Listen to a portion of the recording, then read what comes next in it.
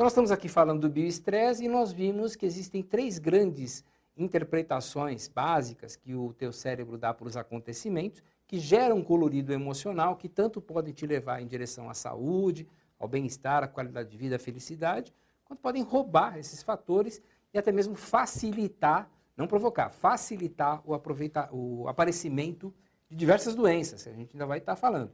Entre essas interpretações que podem estar acontecendo, uma de destaque é a interpretação de perda. A interpretação de perda, ela gera um colorido emocional de tristeza, né? Então, se você olhar lá a vaca mimosa que foi para o brejo, você fala, como é que a minha vaca mimosa foi para o brejo, como é que eu vou fazer? Essa interpretação de perda, ela gera essa tristeza. E essa tristeza, ela está aumentando muito no mundo inteiro. Todos nós sentimos esporadicamente, temos que sentir um pouco de tristeza, lá pelas tantas, sempre que acontecer uma perda real. Essa interpretação, então, de perda, ela é adequada na medida em que ela te convida a refletir sobre os motivos daquela perda. Então, na vaca mimosa que foi para o brejo, você para refletir, escuta, eu cuidei bem da cerca, eu tranquei bem o portão. É essa tristeza que convida você a aprender com o episódio. Terminou o aprendizado, parou para refletir, não tem por que persistir no tempo. Então, a partir daí, depois dessa reflexão, você deve seguir em frente. Mas, como nada na natureza é perfeito, existem motivos que acabam te levando a sentir mais tristeza que o habitual ou explicar os acontecimentos de uma maneira mais pessimista. Então, vamos começar aqui num olhar biológico, né? Então, existem vários transtornos que não chegam a ser doença, viu? Não estou falando da doença depressiva. Estou falando daquela tristeza que apurrinha o teu dia a dia, que é excessiva. Tem várias causas que podem estar acontecendo orgânicas. Por exemplo, causas hormonais. Problemas de tireoide, principalmente em mulher, podem estar gerando sentimentos de tristeza. Problemas hormonais derivados de uso, por exemplo, de anticoncepcional, pode alterar o humor, principalmente, de novo, nas mulheres. Nos homens, esse sentimento de tristeza ele pode começar a acontecer em função de um quadro que a gente vai explorar mais para frente, que se chama andropausa, que é a menopausa masculina. Então, a partir entre 45 e 55 anos de idade, os hormônios masculinos começam a cair e ele começa a ficar mais triste, mais caído.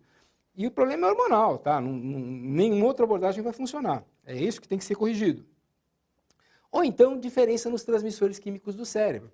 Nós temos três transmissores químicos básicos no cérebro, que é a adrenalina, a dopamina e a serotonina, e esses 3 estão envolvidos no nosso humor. Então, qualquer um deles que caia dá origem a alguns transtornos de tristeza e de depressão. Agora, cada transmissor químico está envolvido num tipo de tristeza. Por exemplo, uma baixa de dopamina, o transmissor químico chamado dopamina no cérebro, ele dá origem a um sentimento de tristeza mais apática. Então você acorda e não tem vontade de fazer nada durante o dia. Uma depressão já relacionada com a serotonina dá uma depressão do tipo ansiosa. Então o indivíduo está triste, desesperançado, mas absolutamente inquieto. Enfim, você tem que fazer um bom diagnóstico para ver quais são as causas orgânicas biológicas que podem estar envolvidas nisso. Fora isso, existe também, claro, o modo como você se relaciona com o mundo e o modo como você explica os acontecimentos que estão acontecendo dentro de você. O modo como você explica esses acontecimentos, existe uma tendência, né, por exemplo, as pessoas serem mais pessimistas, tendendo mais ao depressivo ou não. Então, esse fenômeno foi muito bem estudado e as pessoas assim, que tendem ao pessimismo, que tendem a uma depressão, né, na origem dessa depressão, elas tendem a ter um modo bem característico de explicar os acontecimentos. Então, sempre que acontece um infortúnio, que acontece uma coisa ruim na vida de uma pessoa que tende ao pessimista, repito, precisa ver se não tem problema orgânico, ela pode ter consolidado um modo de explicar esses acontecimentos, vamos dizer assim, equivocado. Então ela costuma achar que esses episódios, eles são permanentes. Então vamos dar um exemplo, perdeu o emprego.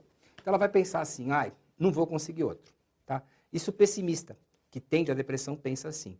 O otimista, ele vai pensar assim, aconteceu, mas já 3, 6 meses, no máximo 1 ano, eu estou arrumando um outro emprego. Então, quem tende ao pessimismo, costuma achar que é uma situação permanente. Quem tende ao otimismo costuma achar que é uma situação provisória.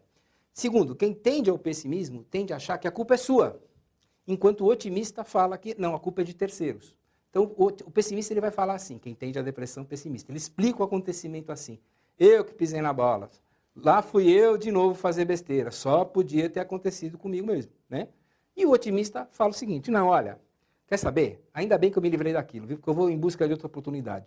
Porque eu sou muito bom, o cara que é muito chato, não está sabendo ver minhas qualidades, não está sabendo ver como eu sou adequado para esse emprego, o problema dele não é meu, tá? Então deu para diferenciar bem um tipo do outro. E terceira explicação que o pessimista versus otimista dá, é da responsabilidade de superar aquilo. Então, o pessimista acha que a solução está lá fora. O otimista sempre acredita que a solução está aqui dentro.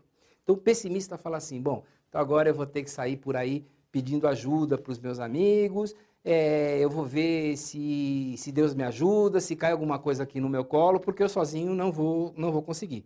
O otimista fala o seguinte, não, eu vou atrás, eu tenho capacidade, já me aconteceram coisas piores na vida, eu sou capaz de superar, eu acredito em Deus, Deus vai me ajudar, mas eu faço a minha parte. Deus faz 50%, eu faço os outros 50%. Eu que tenho que ir atrás, eu que tenho que batalhar para as coisas acontecerem, né? Então esse é um modo muito característico de explicar a depressão nesse ponto de vista da explicação dos acontecimentos.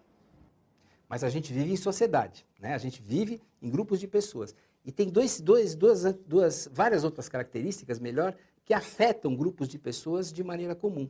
Por exemplo, os alemães, né, a escola alemã de saúde mental, ela explica muito da tristeza como sendo um descompasso entre aquilo que eu quero que o mundo seja e aquilo que o mundo é, efetivamente, né? O mundo não foi feito aí para atender às nossas necessidades de ordem, de compreensão, de justiça, de beleza. Não, ele é o que ele é. E esse descompasso entre aquilo que eu espero e aquilo que eu acabo vendo, acaba podendo gerar um sentimento de tristeza, um sentimento de desamparo. Então é importante que você pare para se perguntar, quer dizer, até que ponto está ocorrendo esse descompasso, até que ponto eu estou inconformado com aquilo que está acontecendo. E lembra, se é você que está inconformado, é você que ou se conforma, ou tenta mudar a situação, ou tenta mudar o modo como você se relaciona com essa situação. É importante que você veja a explicação que você está dando para os acontecimentos que está tendendo a dar essa tristeza, compreenda que a tristeza ela é boa, desde que ela te leve a refletir e a mudar a sua vida. E nessa mudança de vida é importante que você explique os acontecimentos de uma maneira mais otimista. Muito obrigado.